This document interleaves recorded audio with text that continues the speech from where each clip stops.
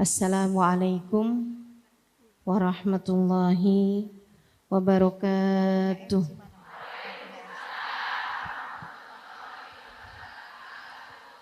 Alhamdulillah. Wassalatu wassalamu ala Rasulillah Muhammad ibn Abdillah wa ala alihi wa sahbihi wa man walah. Subhanaka la ilma lana illa ma 'allamtana innaka antal alimul hakim. Rabbi syrah li sadri wa yassir li amri wahlul 'uqdatan min lisani yafqahu qawli, amma ba'du. Tema kita pada hari ini, wanita dalam menjaga kehormatan dirinya.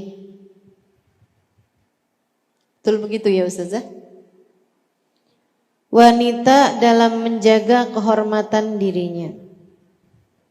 Kemuliaan kita sebagai seorang wanita tentu saja ketika kita mampu menjaga kehormatan diri kita. Saudaraku sekalian, kita kalau punya anak, nih ibu-ibu ini kan banyak yang pada punya anak nih. Kalau punya anak, saya rasa harapanmu terhadap anakmu enggak juga muluk-muluk. Saya yakin kamu tidak menganggap anakmu sebagai anak yang baik, tidak harus dia udah bisa bikinkan kamu rumah. Betul gak? Tidak harus anakmu bisa membelikan kepadamu kendaraan. Akan tetapi ketika melihat anak mampu menjaga dirinya, hati kamu sudah cukup senang. Betul? Betul gak Bu? Punya anak gak usah dibilangin, tahu cara menjaga diri. Punya anak gak usah kita marah-marah, waktunya sholat dia sholat. Gak usah kita ngomel dulu, dia sudah mengerti apa yang harus dia lakukan. Pakaiannya rapi, pergaulannya benar. Habis selesai sholat dia baca zikir, ibu udah cukup senang. Walaupun dia belum memberikan kepadamu sesuatu yang sifatnya duniawi, kita udah cukup berbahagia, berbangga ketika kita memiliki anak yang mengerti menjaga diri. Demikian pula dengan Allah. Allah juga gitu. Allah tuh senang sama hambanya yang ahli ibadah. Senang sama hambanya yang berilmu. Senang sama hambanya yang hafal Quran. Akan tetapi tidak harus seperti itu. Enggak semua orang juga mampu begitu. Allah sudah cukup ridho kepada kita. Allah sudah cukup senang kepada kita apabila kita menjadi seorang hamba yang pandai menjaga diri. Nabi Muhammad alaihissalam bersabda dalam hadisnya, ittaqil maharim takun a'badan nas. Ittaqil maharim takun a'badan nas. Kata Nabi, jauhi yang haram-haram, pandai-pandailah menjaga diri dari sesuatu yang Allah haramkan padamu, takun a'badan nas, kamu menjadi ahli ibadah yang paling Allah sukai dari antara manusia. Cukup pandai menjaga diri, menjaga kehormatan kita sebagai seorang muslimah. Kamu tidak harus punya sholat malam ratusan rakaat. Kamu tidak harus menjadi seorang penghafal Al-Quran. Tidak harus semuanya jadi ustazah. Ntar gak ada yang dengerin kalau semua jadi ustazah ya. Jadi sekalian saya muliakan, akan tetapi Allah Subhanahu wa taala cukup bangga padamu, ridho padamu, senang padamu kalau kamu menjadi seorang perempuan yang pandai menjaga dirimu. Begitu pula Nabi kita Muhammad. Tahukah kamu bahwa dirimu adalah beban, adalah bahan pikiran Nabi Muhammad SAW yang paling berat.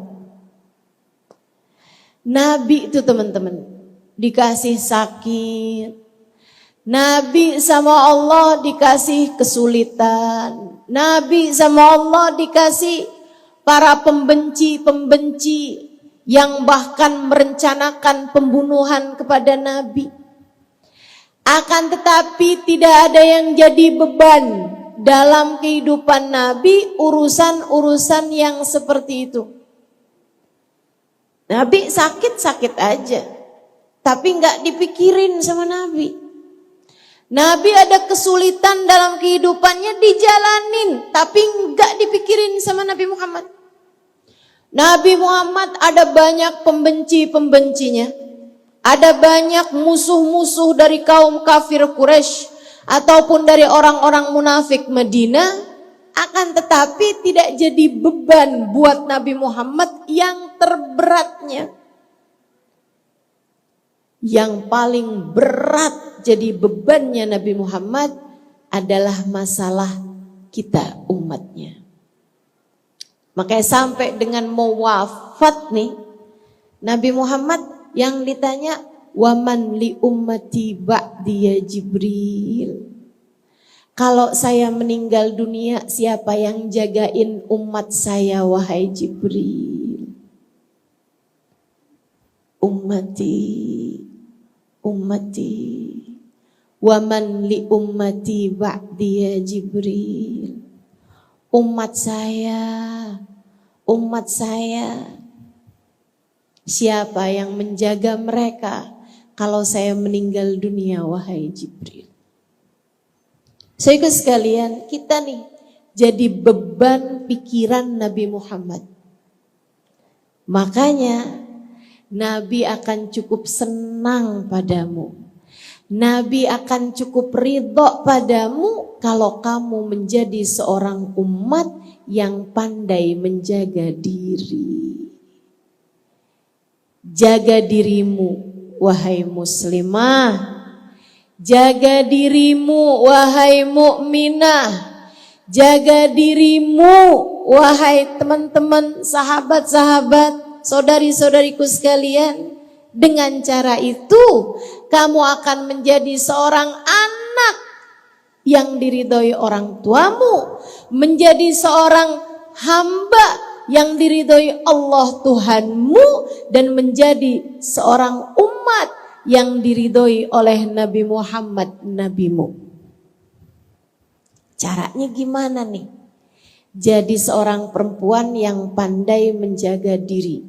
Coba kita dengar firman Allah Subhanahu wa taala di surat An-Nur 31. A'udzu billahi minasyaitonir rajim. Kullil mu'minati yaghuddudna min absarihinna wa yahfadna furujahunna wa la yubdina zinatahunna illa ma dhahara minha. Kata Allah gitu. Itu caranya jaga diri. 3 hal disebutkan oleh Allah Subhanahu wa taala dalam rangka penjagaan diri kita. Ketika Allah sebutkan tentang laki-laki, Allah cuma menyebutkannya 2 hal. Ketika Allah perintahkan atau ajarkan cara menjaga diri pada kaum perempuan, Allah sebutkan 3 macam hal. Di ayat sebelumnya Allah kasih tahu tentang cara menjaga diri, cara menjaga kehormatan bagi kaum laki-laki. Apa tuh? A'udzu billahi minasyaitonir rajim. Kullil mu'minin yaghuddu min absarihim wa yahfadhu furujahum dzalika azka lahum. Kata Allah, sampaikan kepada orang laki-laki yang beriman, jaga diri mereka dengan dua hal. Apa itu ya Allah? Jaga mata, jauhi zina. Jaga mata, jauhi zina, jagalah farji dan kehormatan kalian. Allah ketika perintahkan cara menjaga diri bagi kaum laki-laki hanya dua hal. Jaga mata sama jaga hati. Jauhi perbuatan zina sehingga kalian terhindar dari perzinaan-perzinaan. Kalau perempuan 3, jaga mata nomor 1. Jaga mata. Kemudian yang keduanya, jaga hati, jauhi dari perbuatan-perbuatan zina.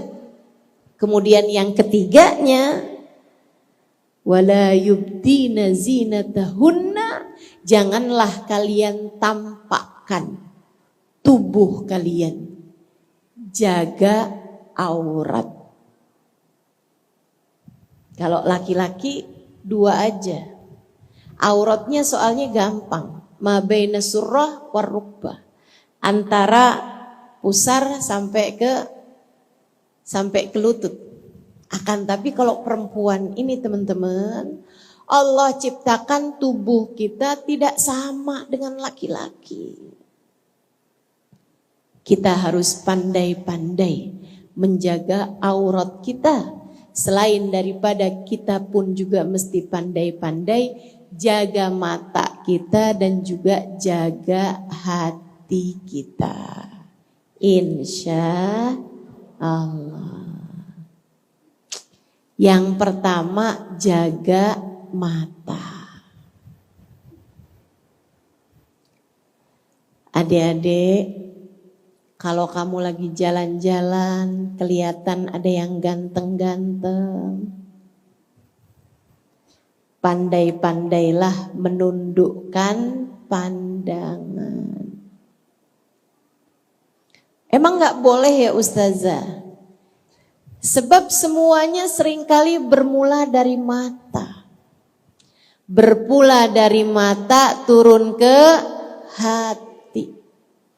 An-nadhar sahmun masmum min sihamil iblisil merjum. Melihat, saling pandang, itu adalah anak panah beracun yang dibidikkan oleh iblis. Jadi itu panah-panahnya iblis itu bermula dari pandangan-pandangan. Kamu ngelihat seorang, boleh juga tuh.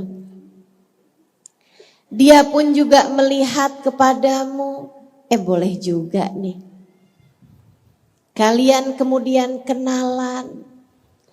Bermula dari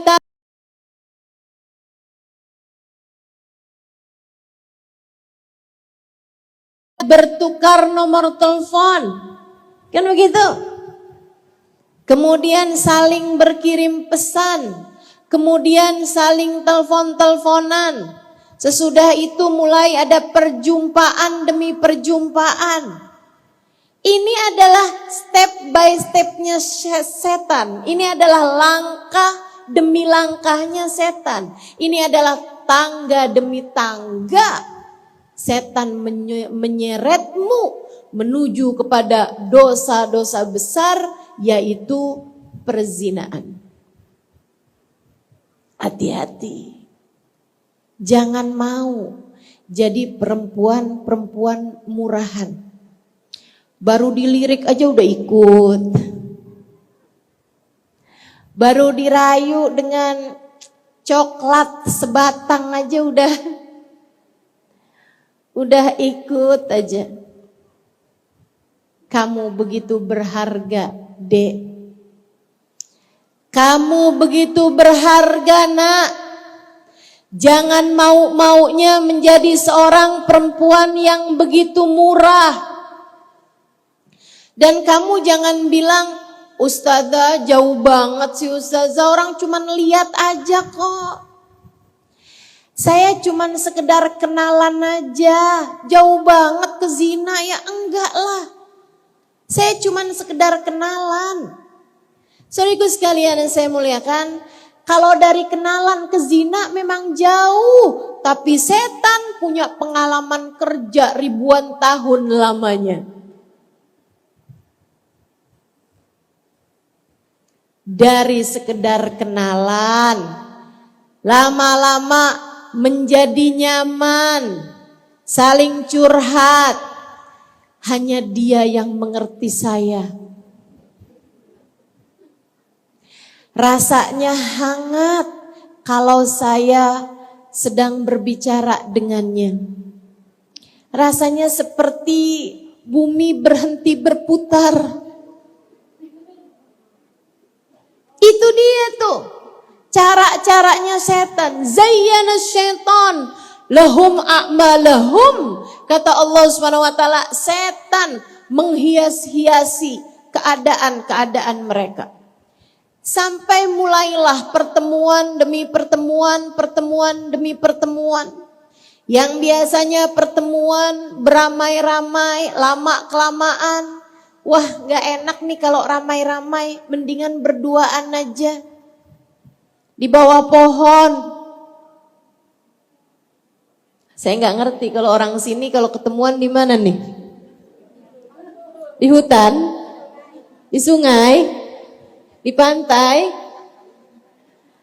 Masya Allah. Itu kalau udah berdua-duaan, setannya banyak banget.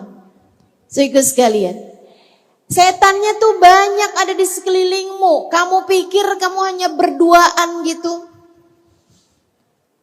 Kamu gak lihat aja tuh di sekelilingmu tuh ada setan. Samping kanan, kiri, atas, waduh. Setan semuanya. Kalau kamu lihat aja kamu bakalan ngeri teman-teman. Dari mulain ketemuan, cuman gandengan tangan gak apa-apa kali. Cuma senderan. Senderan kepala.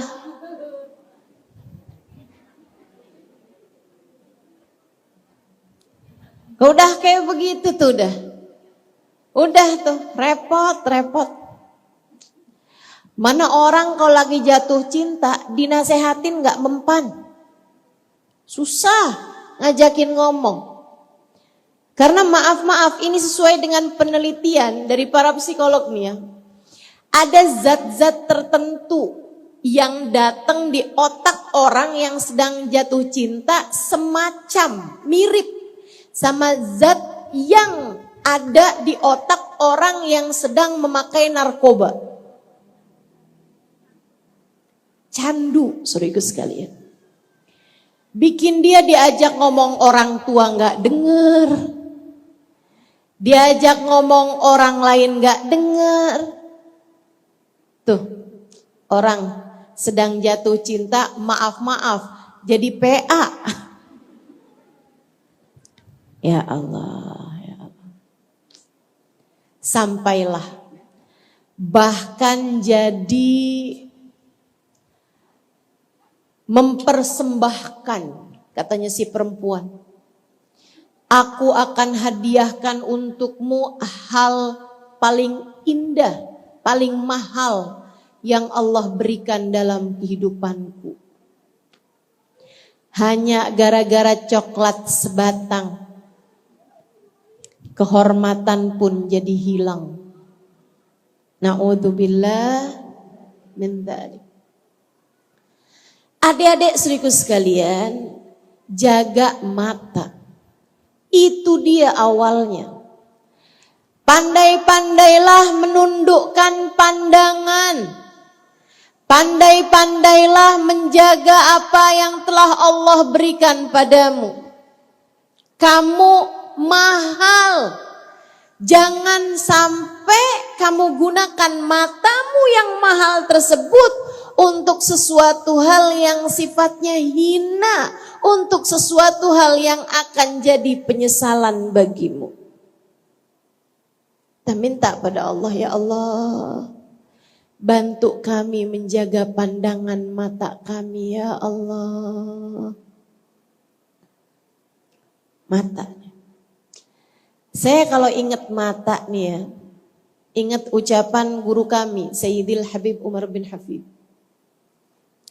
Kata Habib Umar, At-Tahir, la yanzur ilaihi illa at-tahir. Nabi besar Muhammad adalah manusia yang suci. Manusia yang suci ini tidak akan dilihat oleh mata-mata yang penuh dengan dosa. Jika dalam hidupmu kamu ingin berharap perjumpaan dengan Sayyiduna Muhammad, walaupun lewat mimpi, seperti lagu yang tadi dibacakan itu. Wahai Rasul, kami rindu, kami ingin bertemu walaupun lewat mimpi ya Rasulullah. Kamu harus tahu, mata kita ini teman-teman, ada mata zahir, ada mata batin yang saling terkait. Kita memandang Nabi Muhammad walaupun lewat mimpi dengan pandangan mata batin kita, dan itu tidak akan Allah berikan kecuali untuk orang yang telah menjaga mata zahirnya jauh dari memandang sesuatu yang diharamkan Allah. Di dunia, termasuk juga di saat kematian. Kalau kamu ingin di saat kematianmu datang, dihadiri oleh Nabi Muhammad sallallahu alaihi wasallam, maka pandai-pandailah menjaga matamu. Termasuk juga, kalau kamu ingin di akhirat nanti saat nabi-nabi digiring Allah Subhanahu wa taala dan di belakang mereka ada umatnya, kamu berharap menjadi seseorang yang dapat memandang wajah Nabi besar Muhammad. Pada hari itu yang diizinkan Allah untuk memandang wajah Nabi adalah mata yang bersih dari dosa. Mau sampai kapan kamu biarkan matamu berlumuran dosa? Mau sampai kapan kamu gunakan matamu untuk memandang yang diharamkan Allah Ta'ala? Mau sampai kapan kamu pakai matamu untuk pertemuan-pertemuan dengan laki-laki yang tidak halal bagimu? Wahai muslimah, wahai umat baginda Nabi besar Muhammad, di dunia saat kita untuk berbekal untuk perjumpaan agung kelak di hari akhirat nanti, sambil kita minta kepada Allah, ya Allah, jagakanlah mata kami ya Allah, hingga kami punya mata pantas untuk berjumpa dengan manusia agung Nabi besar Muhammad sallallahu alaihi wa ala alihi wa sahbihi wasallam.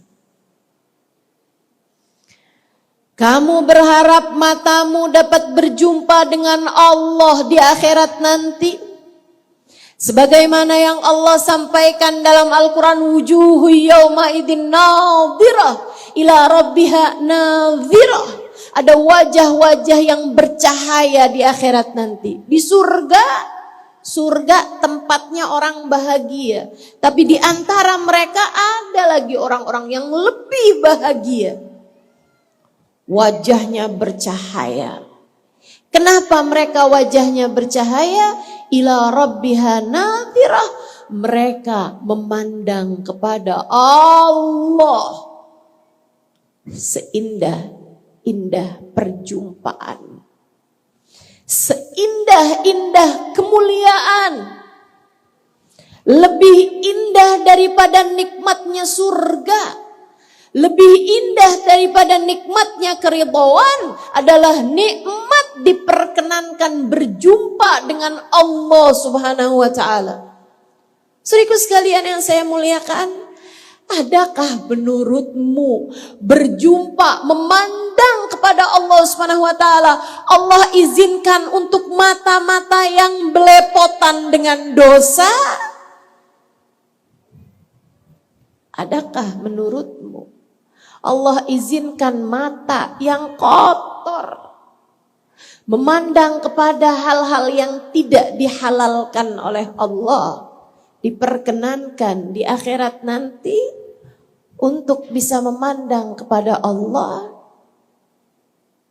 Mari pandai-pandailah menjaga diri, insya Allah. Memandang dengan pandangan penuh syahwat. Hati-hati, hati-hati.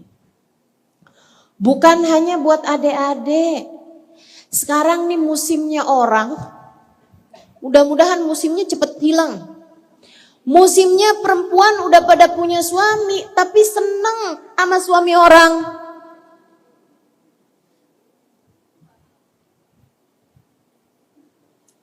Saudaraku sekalian yang saya muliakan, hati-hati. Hati-hati sama pandangan matamu. Ada lelaki yang halal bagimu, jangan biarkan setan masuk ke dalam dirimu untuk kemudian melihat ada yang lebih baik dari suamimu. Dan laki-laki itu pun juga dimasukin sama setan. Sehingga akhirnya sama-sama punya pasangan kadang-kadang. Atau istri atau perempuan ini dia punya pasangan tapi mencari laki-laki lain. Atau sebaliknya laki-laki yang juga suka sama perempuan lain selain daripada yang halal baginya. Teman-teman saudaraku sekalian yang saya muliakan, ini semuanya adalah anak-anak panah beracun yang dibidikkan oleh iblis. Pandai-pandailah menjaga diri. Istri di rumahnya sama suaminya. Suaminya udah tidur, jam 10 malam handphonenya bunyi. Dilihat, ternyata dari teman zaman SMA. Dari dulunya tetangga, sekarang udah tinggal di lain kampung. Apa kabar? Kamu udah makan? Jangan jadikan itu sebagai celah untuk setan masuk ke dalam kehidupanmu. Kamu katanya lagi sakit, sekarang gimana keadaannya? Udah baikan? Kamu lihat sebelah kamu, dia sih gak pernah cari tahu keadaan saya seperti apa. Dia tidak pernah perhatian kepada saya. Nih ada laki-laki lain yang perhatian kepada saya. Dia gak pernah tanya saya udah makan apa belum. Ya iyalah, suami kamu gak nanya kamu udah makan apa belum, makannya barengan. Ayolah teman-teman, jangan biarkan setan masuk.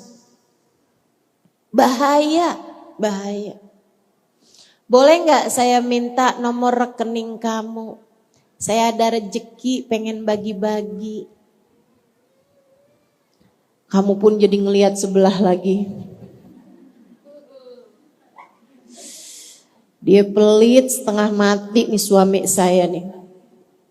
Ada kembalian 10.000 aja ditanyain. Ini ada laki-laki lain nih. Transfer saya sekali transfer 500.000. Suami saya pelit setengah mati. Jangan biarkan setan masuk, punya celah untuk mengganggu, merusak rumah tanggamu, Bu. Yang tidak halal bagimu jangan biarkan merusak-rusak apa yang sudah kamu miliki. Suamimu adalah jalanmu menuju surga. Laki-laki lain bukan suamimu, itu adalah jalan setan untuk masuk ke dalam dirimu. Masakah kamu tinggalkan jalan surgamu untuk mengikuti jalannya setan yang pastinya akan membawamu bukan ke surga melainkan ke neraka. Jangan ngikut-ngikut. Lepaskan, biarkan. Enggak usah dibuka pintunya. Jadi gimana Ustazah? Kalau WhatsApp orang laki-laki yang mendekati kita, apa nih yang harus kita lakukan? Kalau kamu sudah menikah jangan dibales. Kecuali kalau dari tukang ledeng. Atau dari orang yang tadi pasang gas dia nagih, ini bukan mahram nih. Saya nggak akan bales. Orang dia minta tagihan. Sesuatu yang kamu tahu dapat menimbulkan fitnah, jauhilah itu. Kalau belum menikah gimana nih Ustazah? Ada laki-laki yang WhatsApp saya, kirim pesan kepada saya, minta nomor telepon pada saya, kasih, jawab, kasih nomor telepon bapakmu. Sampaikan padanya, maaf. Saya punya hidup hanya sekali. Tak ingin saya jalani dengan gelimang dosa. Saya ingin melangkah kepada jenjang pernikahan. Melaksanakan sunnah Nabi. Jika kamu juga seperti itu, silakan datangi rumah bapak saya. Lamarlah saya padanya. Enak begitu. Ustazah, emang ada orang zaman sekarang kayak begitu, kawin gak pakai pacaran? Banyak. Di Jakarta sana yang kota besar banyak. Adik-adik kita, anak-anak kita Bu, teman-temanmu Dek, teman-temanmu Nak, yang sudah memutuskan untuk kami tidak mau berpacaran. Sebab kami ingin menikah dalam bingkai pernikahan yang diridhoi Allah Subhanahu wa ta'ala. Emang kalau pakai pacaran gak diridhoi Allah? Ya dari awal kamu udah manggil-manggil setan. Orang kalau pacaran itu kata Nabi Muhammad, bukan kata saya, kata Nabi Muhammad, ma khala rajul wa mra'ah illa wa syaitan thalithuhuma. Tidaklah berdua-duaan laki-laki dan perempuan, melainkan yang ketiganya adalah setan. Jadi setiap kali kamu pertemuan, setiap kali kamu berdua-duaan, kamu sebenarnya tidak sedang berduaan. Kamu bertiga dan yang tiga ini belum tentu sendirian. Bisa jadi rombongan para setan. Setan itu teman-teman, kalau udah kamu libatkan dari sejak awal pacaran, andai pun kamu kemudian menikah sekalipun sama dia, setannya gak gampang gitu aja keluar. Di saat undangan disebar tuh kamu gak baca aja, turut mengundang setan. Setan dah kamu libatkan dari sejak awal. Setannya nggak bisa. Oke deh, sekarang udah nikah, ya udah deh saya pergi deh sekarang dari keluarga kalian, dari kehidupan kalian berdua. Oh nggak ada. Kata setan, kalian berdua adalah kesayangan saya. Bersiap-siaplah. Sebab visi misinya setan antara sebelum nikah sama sesudah nikah beda. Kalau sebelum nikah belum halal, visinya setan, misinya setan adalah menjerumuskan kalian kepada perbuatan haram yang besar, yaitu zina. Itu visi misi setan. Sehingga yang jelek-jelek jadi kelihatan cakep. Orang kalau lagi pacaran tuh dengerin aja omongannya tuh, dengerin aja tuh omongannya. Bikin kita kepengen muntah. Gak ada yang lebih cakep daripada kamu. Dia gak pernah lihat orang lain apa gimana nih? Saya liatin langit, kok gelap? Ternyata semua bintangnya ada di mata kamu.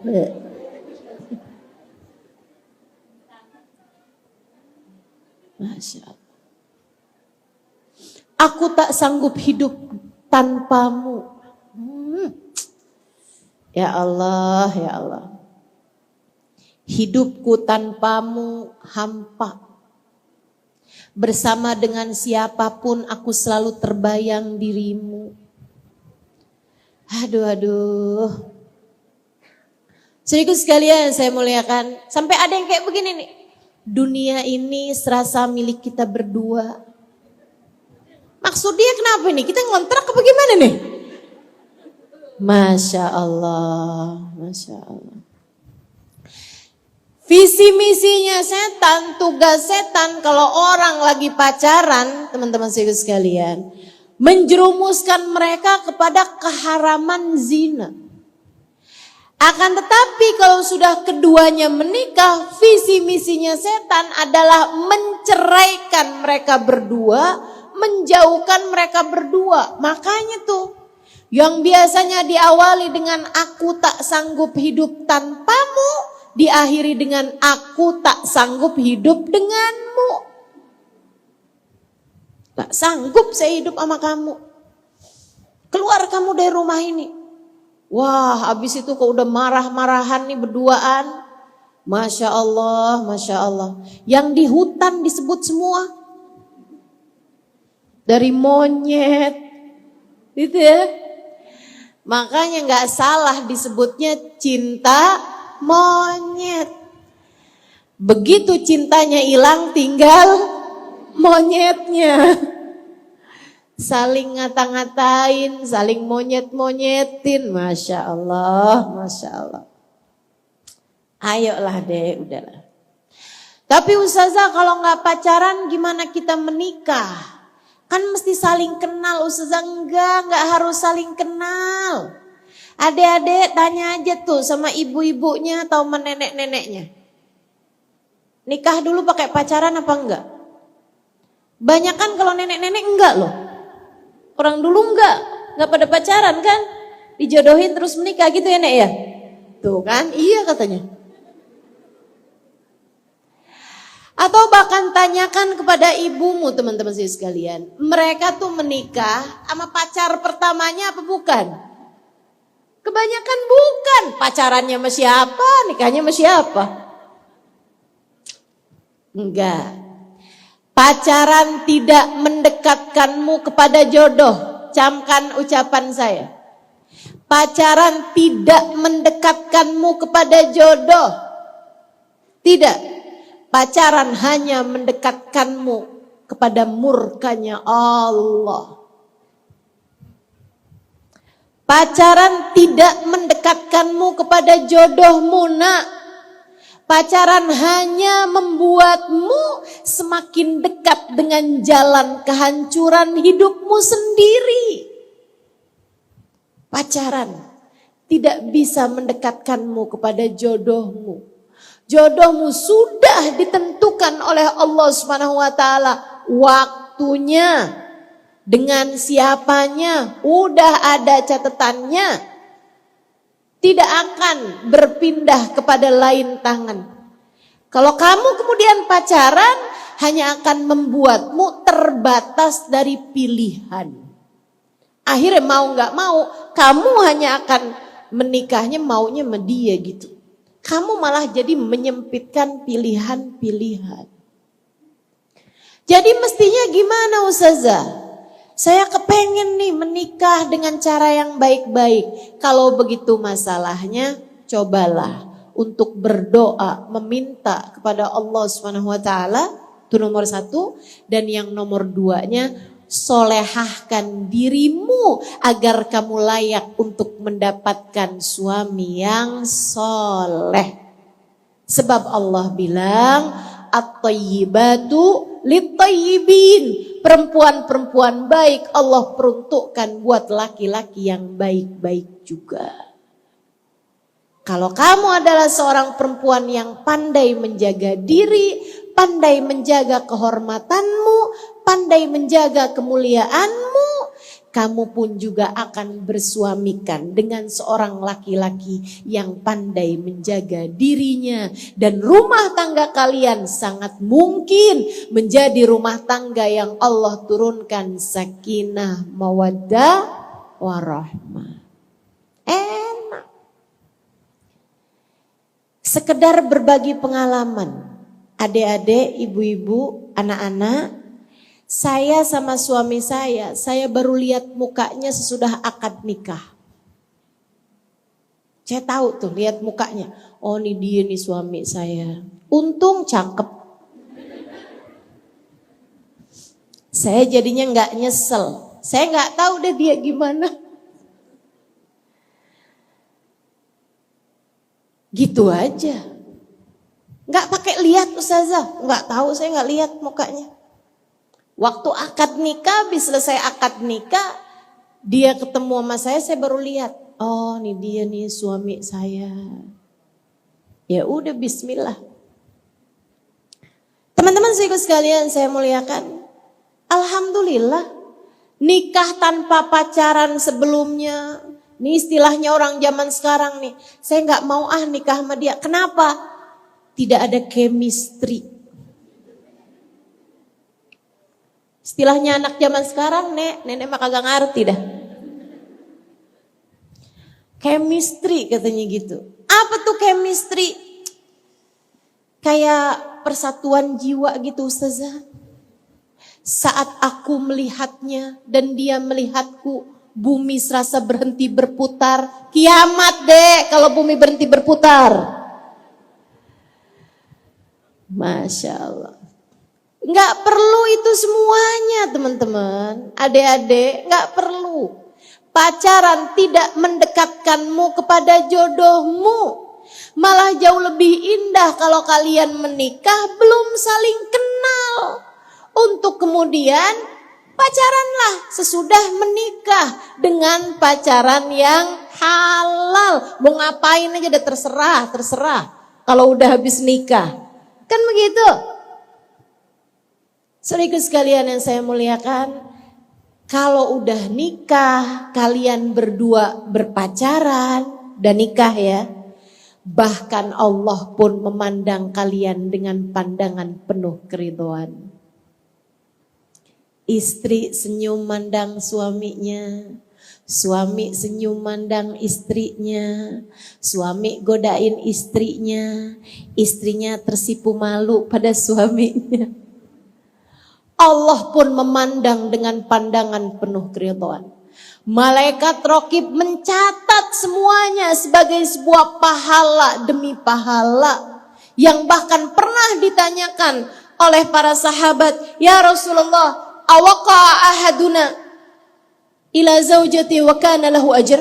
Wahai Rasul, apakah seorang suami mendatangi istrinya, berhubungan intim dengan istrinya dan dia mendapatkan pahala? Kata Nabi Muhammad, alaysa idza wada'ahu fil haram kana alaihi wizr? Bukankah kalau dia meletakkannya kepada yang haram, bukankah kalau dia berhubungan intimnya dengan yang tidak halal, dia dapat dosa? Maka kalau dia melakukannya kepada yang halal, dia mendapatkan pahala. Kalau udah halal, semuanya boleh, bahkan semuanya terhitung pahala. Ini Islam. Makanya setan setengah mati banget godain kalian. Kayaknya tuh kalau masih pacaran semuanya indah, begitu habis nikah semuanya jelek aja. Suami senyum salah, suami cemberut salah, istri juga gitu. Di hadapan suaminya istrinya senyum-senyum salah. Kamu mah enak aja, saya nih capek-capek kerja, kata suami gitu. Di saat kita manyun aja, suami juga salah juga. Kamu kenapa sih? Suami datang bukannya senyum malah manyun seperti itu, cemberut seperti itu. Waduh, salah semua. Kenapa kok bisa kayak begitu? Karena ulah setan. Jangan biarkan setan masuk merusak rumah tangga kalian. Pandai-pandailah menjaga diri. Insya Allah. Jaga diri, jaga mata pertamanya. Jaga mata. Sekarang nih juga jaga mata bukan hanya lewat dunia nyata. Harus juga pandai menjaga mata kita di dalam dunia maya. Adik-adik, foto 50 biji. Habis itu difilter. Habis itu ditaruh di media sosial. Jangan mau deh begitu. Dipilih yang paling cakep kita taruh di status-status media sosial kita. Buat apa? Buat apa? Kamu mau memberi kesan kepada siapa?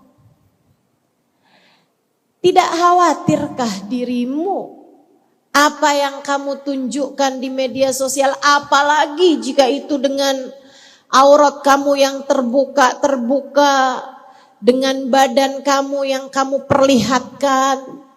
Tidakkah kamu khawatir itu akan menjadi bahan orang melakukan hal-hal yang tidak terpuji dengan sebab dirimu itu? Jangan biarkan dirimu jadi daya hayal kaum laki-laki saat mereka tidak bertakwa kepada Allah. Jangan mau begitu. Itu sebabnya ya Ustazah, kenapa Ustazah gak ada fotonya di media sosial? Betul. Saya berusaha, belajar, masih belajar Bu, belum berhasil untuk urusan penjagaan diri saya sendiri. Tapi saya kepengen jadi seperti yang disampaikan Sayyidah Fatimah mengenai perempuan. Al-khair lil mar'ah an la tara rajulan wa la yaraha rajul. Sebaik-baik perempuan adalah yang tidak melihat laki-laki dan yang tidak dilihat oleh laki-laki. Belajar buat begitu. Gitu. Mudah-mudahan Allah jaga, Allah lindungi kita semuanya insya Allah. Amin. Ya Rabbal Alamin. Pandai-pandai jaga mata. Jaga aurat. Jaga aurat. Kita udah diatur sama Allah Subhanahu wa taala.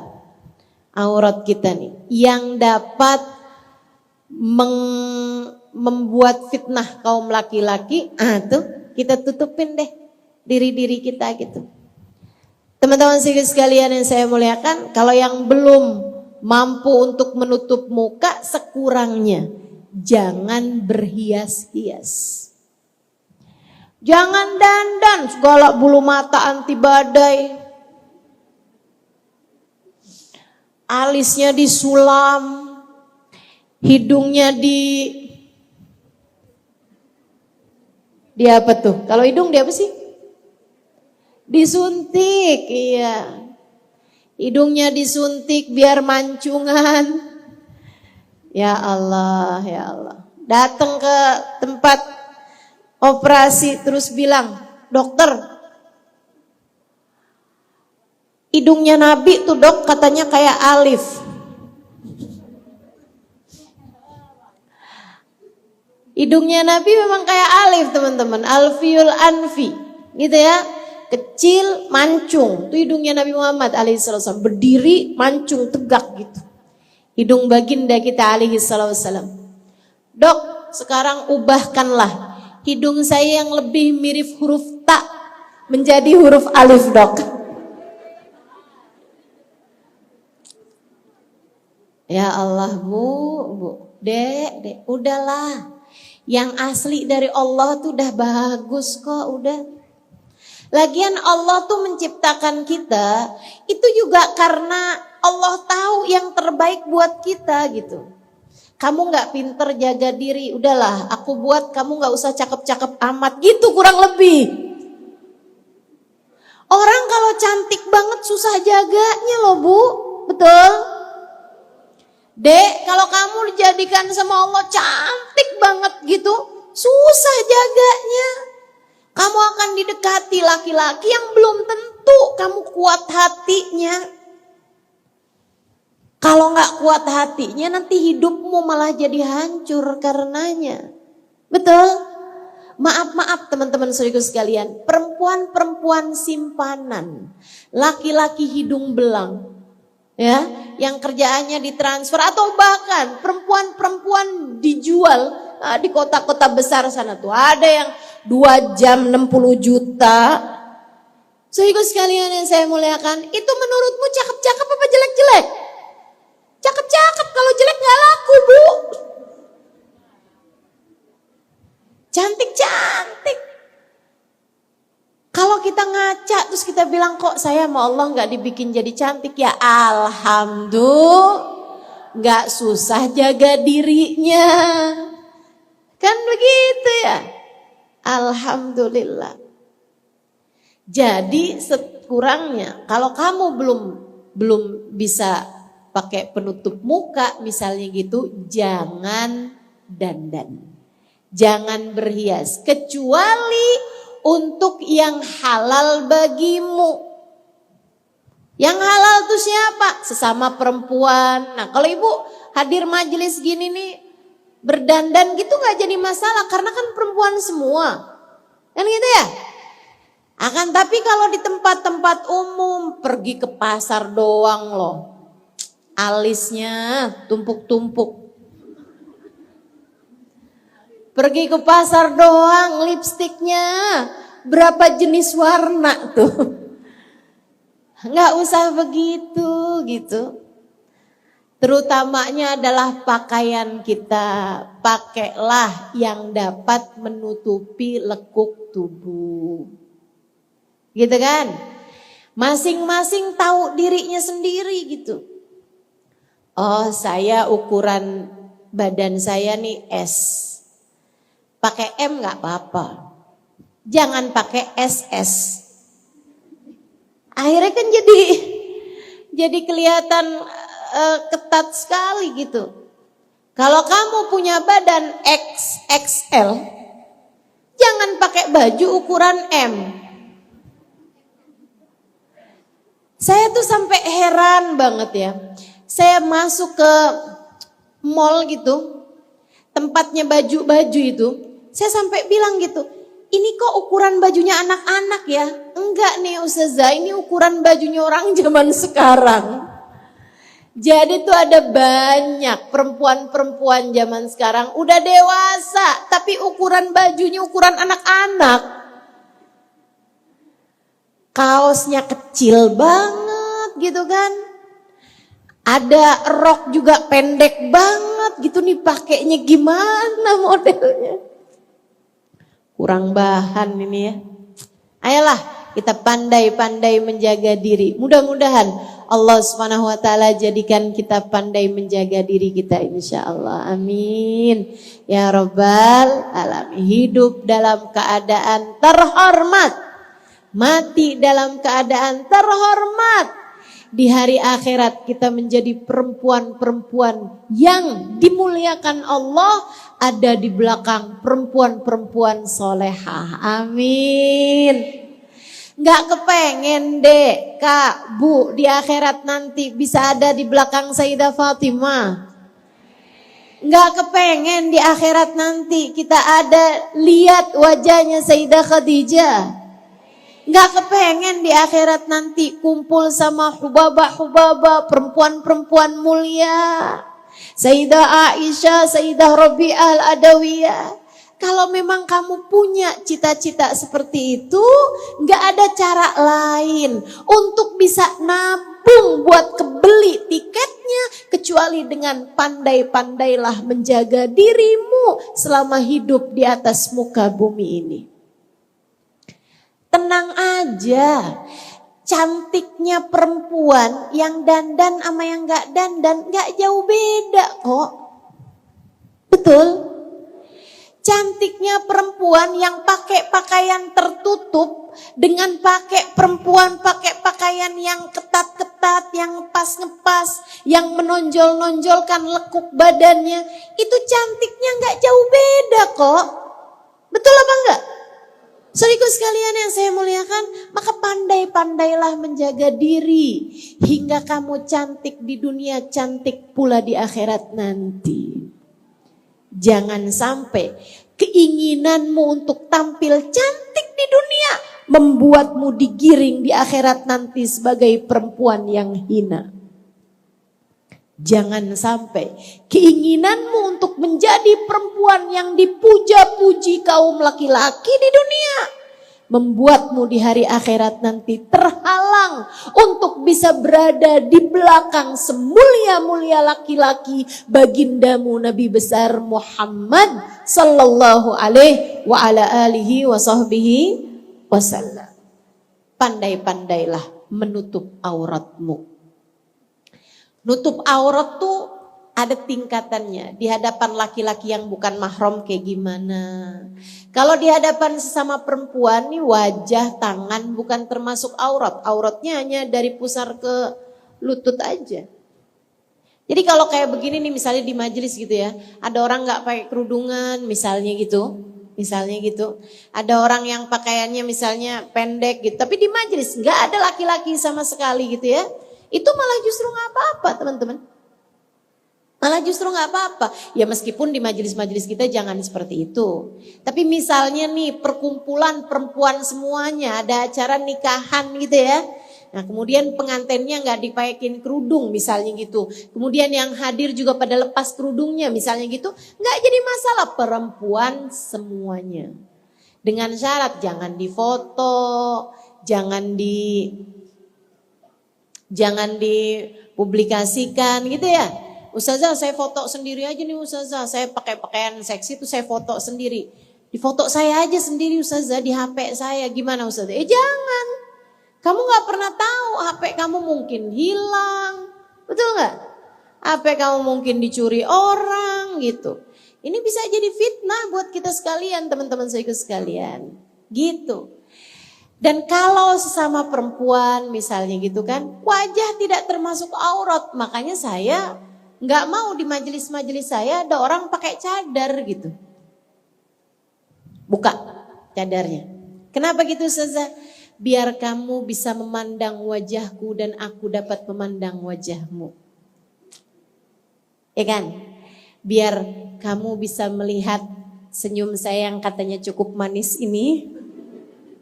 Dan saya dapat memandang senyummu teman-teman. Mari kita saling melempar senyuman. Bukankah senyum kita di wajah sesama muslimah bernilai sedekah dalam pandangan Allah. Kan begitu? Enak banget kan kita saling senyum satu sama lain. Sesama perempuan gitu. Tapi kalau di hadapan laki-laki mesti tutup aurat, pakai kerudung, pakai baju yang tertutup gitu. Termasuk juga ke warung depan rumah. Ada nih kadang-kadang kalau pergi ke warung depan rumah doang kerudungannya ketinggalan. Pakai dasternya itu daster pendek, habis itu ada lobang-lobangnya pula. Ada bolong-bolongnya pula. Gitu kan? Ini yang ketawa berasa nih. Habisnya Ustazah suka gak keburu kalau ngambil kerudungan dulu nih. Suka kelamaan katanya gitu. Lagian cuman ke tukang sayur depan rumah aja tuh. Tukang sayurnya ntar keburu jalan kalau saya ngambil kerudung dulu. Emang kamu mahram sama tukang sayur? Kan enggak ya, sama tukang bakso, abang-abang bakso yang lewat depan rumah kita emangnya mahram? Kalau enggak ya tutup aurat kita. Gitu kan? Mudah-mudahan Allah mampukan kita untuk menjaga aurat kita insya Allah. Nah kalau di hadapan suami kamu enggak punya aurat. Enggak punya aurat kamu di hadapan suami. Gitu kan ya? Jadi kalau sama suami sih terserah kamu pakai baju apaan aja modelnya terserah dah.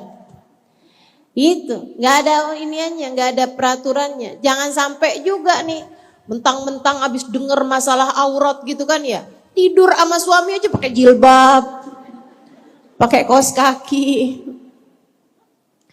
Suaminya nanya, kamu mau pergi ke pengajian? Biar ngimpinya bagus bang. Masya Allah. Saudara sekalian yang saya muliakan, jadi tuh jaga aurat kita. Pesan Allah SWT kepada kita kaum muslimah. Kalau bukan melaksanakan perintah Allah, perintah siapa lagi yang akan kita laksanakan? Dan yang terakhir, saudara sekalian, pandai-pandailah menjaga hati. Jauhilah segala dosa-dosa. Jauhilah segala hal-hal yang membuat Allah murka. Bahkan di saat kamu sendirian, bahkan di saat tidak ada yang memandangmu dari mata-mata manusia, Allah tetap memandangmu. Allah melihat perbuatanmu, maka milikilah rasa malu untuk tidak dilihat Allah dalam keadaan kita berbuat perbuatan-perbuatan dosa. Kamu lagi sendirian di kamar, ngeliat apa di HP-mu itu? Kamu lagi sendirian di kamar, ngeliat apa di televisi yang kamu tonton itu? Kamu sedang sendirian di kamar, tapi kamu teleponan dengan siapa? Membicarakan apa? Memang tidak ada yang melihat pada saat itu, tapi kamu harus tahu bahwa dimanapun dan kapanpun kamu berada, Allah senantiasa melihat kita. Pandai-pandailah menjaga hati. Kalau kita pikir-pikirin nih ya, saya kalau mikir-mikir ya Allah, malu. Kenapa Allah selama ini seringkali kita jadikan sebagai pemegang rahasia dosa-dosa kita. Ada banyak dosa, enggak ada siapapun lihat, tapi Allah lihat. Kemudian kita bilang, ya Allah jangan buka-buka aib saya ya Allah. Kita jadikan Allah sebagai pemegang rahasia dosa-dosa kita, teman-teman. Tidakkah kamu mau juga Allah pemegang rahasia dari kebaikan-kebaikanmu juga? Malam-malam di saat yang lain tidur, kamu terbangun, kemudian kamu bentangkan sajadah, kamu sholat 2, 4, 6 rakaat atau kamu sholat 5, 7, 9, 11 rakaat sholat sunnah witir. Kemudian sesudahnya kamu mengangkat tangan. Kamu bilang, ya Allah, ya Allah, ya Allah. Hamba-Mu yang berlumuran dosa ini datang padamu memohon ampunan. Ampunilah dosa-dosa hamba-Mu ini ya Allah. Jangan biarkan kami mati menghadap-Mu dengan membawa bekal-bekal dosa. Ampunilah ya Allah. Ampunilah ya Allah. Ampunilah ya Allah.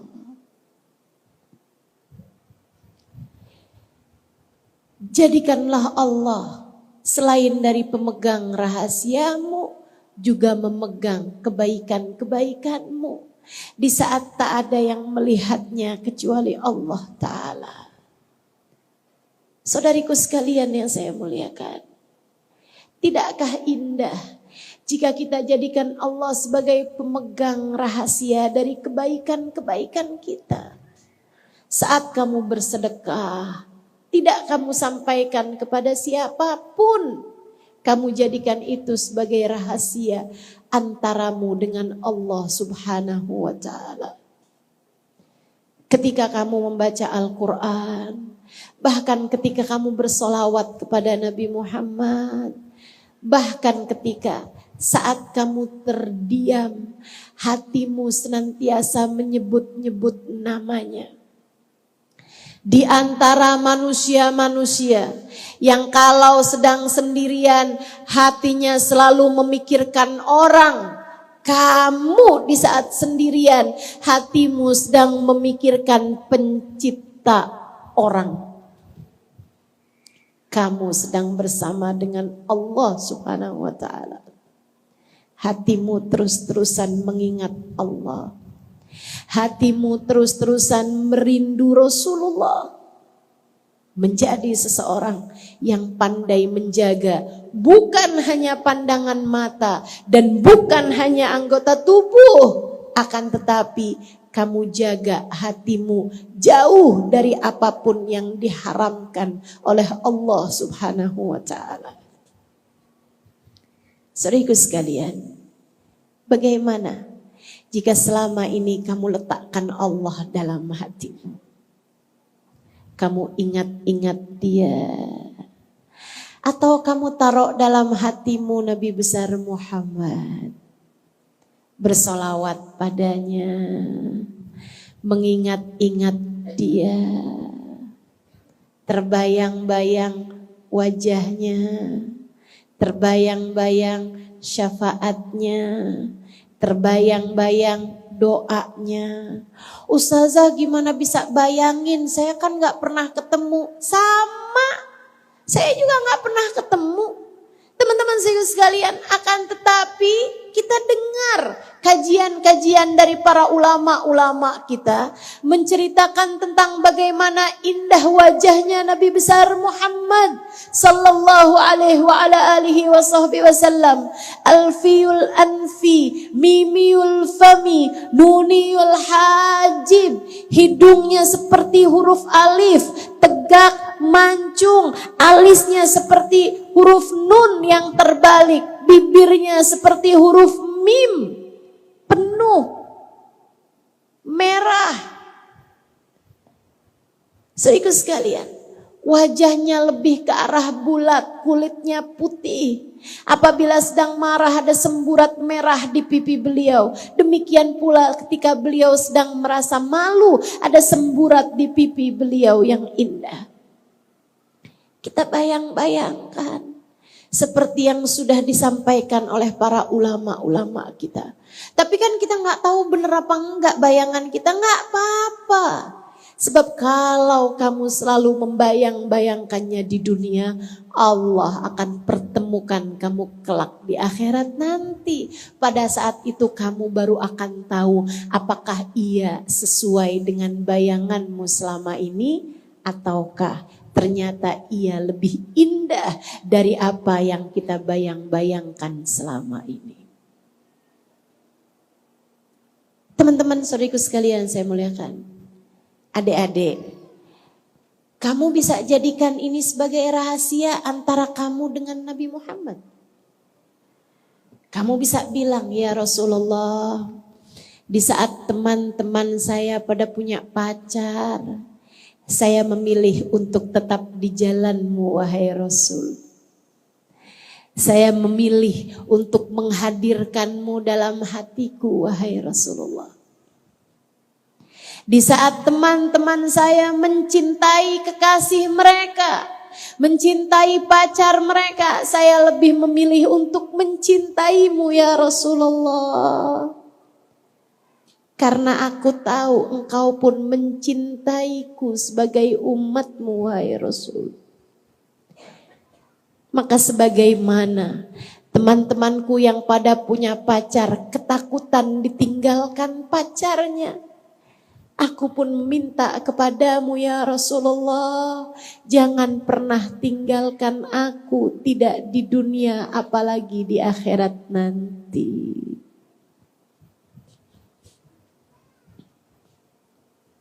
Wahai Rasulullah, syafaatilah aku. Gitu. Enak deh. Di saat yang lain pada sibuk pacaran, kamu sibuk sholawatan. Di saat yang lain tertarik buat cari tahu pacarnya, apa yang dia sukai, apa yang enggak disukai, kamu sibuk cari tahu tentang Nabi Muhammad. Di saat yang lain sibuk dengan urusan dosa-dosanya, kamu sibuk menumpuk cinta dan rindu. Kamu bilang padanya, ya Sayyidi ya Rasulullah, ya Sayyidi ya Rasulullah, khud biyadi fama li hilatun ghaira hubbin fika yuddakharu. Ya Sayyidi ya Rasulullah, wahai junjunganku, wahai kekasih Allah. Ya Sayyidi ya Rasulullah, wahai bagindaku, wahai Rasulullah. Khud biyadi, segeralah terima uluran tanganku ini. Segeralah bimbing tanganku ini. Segeralah terima uluran tanganku, wahai Rasulullah. Selamatkan aku, wahai Rasulullah. Fama li hilatun, aku tidak memiliki bekal. Aku tidak memiliki persiapan untuk menghadapi hari kematian, untuk menghadapi berbagai macam ujian dalam kehidupan, apalagi untuk menghadapi huru-hara di hari akhirat nanti. Tak punya persiapan apa-apa. Ghaira hubbin fika yuddakharu, selain cinta padamu wahai Rasul, yang aku timbun dalam hatiku hari demi hari. Yang aku kumpulkan sedikit demi sedikit. Rindu di dalam hatiku ini wahai Rasulullah. Indah hidupmu jika seperti itu. Indah hatimu jika kamu jaga hatimu untuk tidak mencintai siapapun lebih daripada cintamu kepada Allah dan Rasulnya. Indah hidupmu. Kamu akan menjadi seorang perempuan yang pandai menjaga diri, pandai menjaga kehormatan, bahkan menjadi perempuan yang terhormat apabila kamu persembahkan hatimu lillah wali rasulih, hanya untuk Allah dan hanya untuk Rasulullah Muhammad sallallahu alaihi wa ala alihi wa sahbihi wasallam. Maka mari menjadi perempuan-perempuan yang pandai menjaga diri dengan cara jaga mata, jaga aurat, dan juga jaga hati. Jangan biarkan cinta yang haram menjebak hatimu, Dek. Jangan biarkan cinta yang haram memporak-porandakan hidupmu, Nak. Jangan biarkan cinta yang haram menyiksa dirimu, Bu. Jangan biarkan ada sesiapapun yang haram-haram masuk ke dalam hatimu. Sebab hatimu seharusnya adalah menjadi sesuatu yang paling indah kamu persembahkan kepada yang berhak menerimanya, Allah Subhanahu wa ta'ala dan Rasulnya.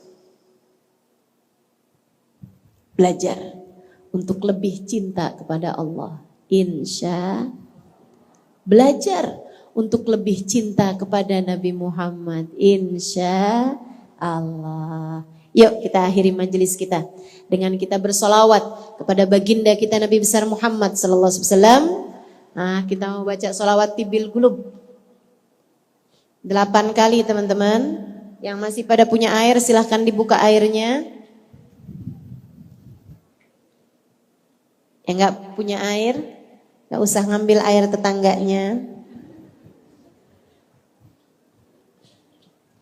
Kita minta pada Allah Subhanahu wa ta'ala, biar anggota tubuh kita Allah sehatkan. Biar pandangan mata kita, zahir batinnya, Allah sehatkan. Kita minta pada Allah Subhanahu wa taala agar hati kita Allah sehatkan. Hati yang sehat tahu siapa yang seharusnya dia cinta. Hati yang sehat tahu siapa yang seharusnya ia bela, ia taruh dalam hatinya. Hati yang sehat tahu siapa yang seharusnya dia keluarkan dari dalam hatinya. Mudah-mudahan Allah anugerahkan kepada kita hati yang sehat, pandangan mata yang jernih, dan anggota tubuh yang sehat, jauh dari penyakit dan jauh dari dosa-dosa.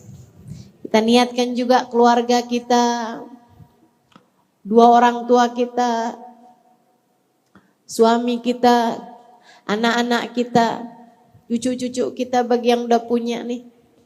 Kita minta pada Allah Subhanahu wa taala mudah-mudahan Allah sehatkan badan mereka, Allah jernihkan pandangan mereka, baik pandangan mata maupun pandangan hatinya juga Allah Subhanahu wa taala sehatkan hati kita semuanya. Allah baguskan hati kita. Allah usir jauh-jauh segala penyakit hati. Dan juga Allah Subhanahu wa taala anugerahkan kepada kita keindahan-keindahannya hati insyaallah. Terhubung, tersambung hati dengan baginda Nabi besar Muhammad sallallahu alaihi wa ala alihi wasallam insyaallah. Amin ya rabbal. Kita baca 8 kali, 3 kalinya dengan lagu, 5 kalinya kita baca tanpa nada insyaallah. Allahumma salli ala sayyidina Muhammadin tibbil qulubi wa dawaiha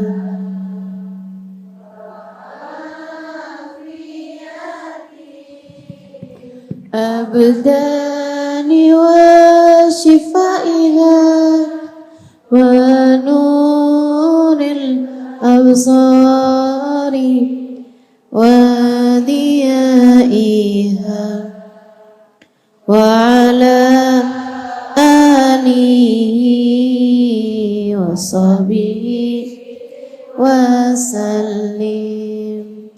Allahumma salli ala sayyidina Muhammadin tibbil qulubi wa dawaiha wa afiyatil abdani wa shifaiha wa nuril absari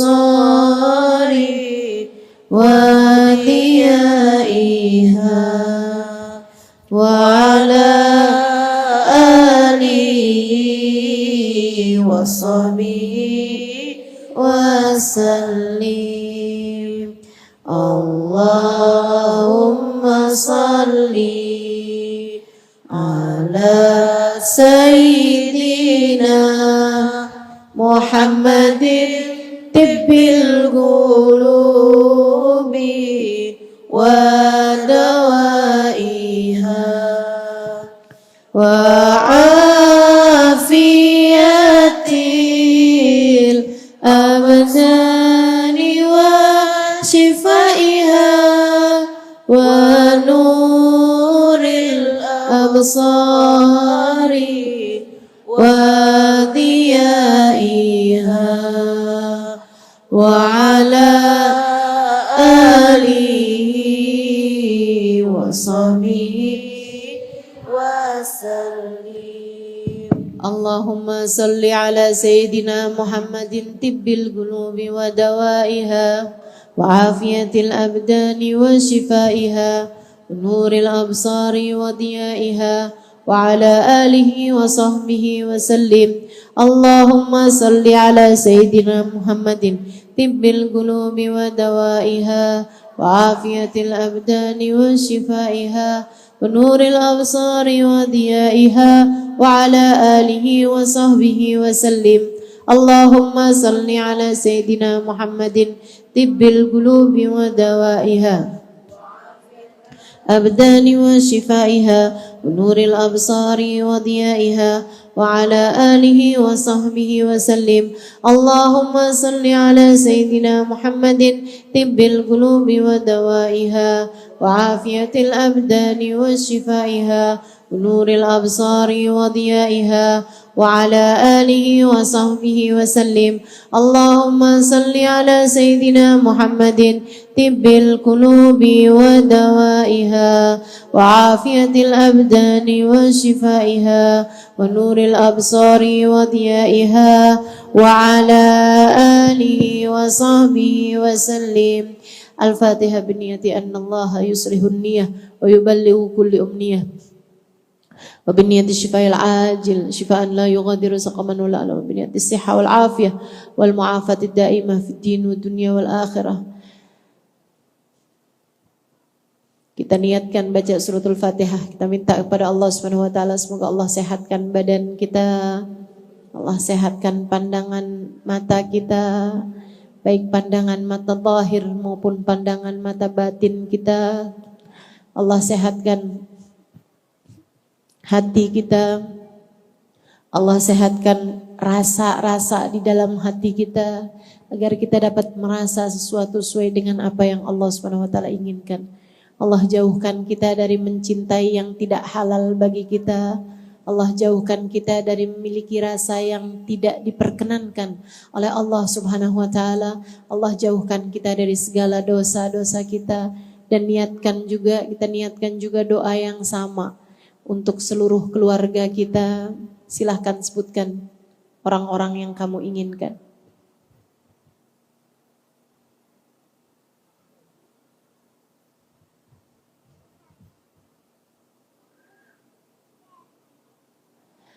Ala hadhihi niyyah bikun niyatin salihah jami'ah syamilah la hadratin Nabi Muhammad sallallahu alaihi wasallam. Al-Fatihah.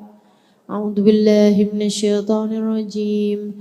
Bismillahirrahmanirrahim. Alhamdulillahi rabbil alamin. Arrahmanir rahim. Maliki yaumiddin. Iyyaka na'budu wa iyyaka nasta'in. Ihdinas siratal mustaqim ghairil maghdubi 'alaihim waladdallin. Amin.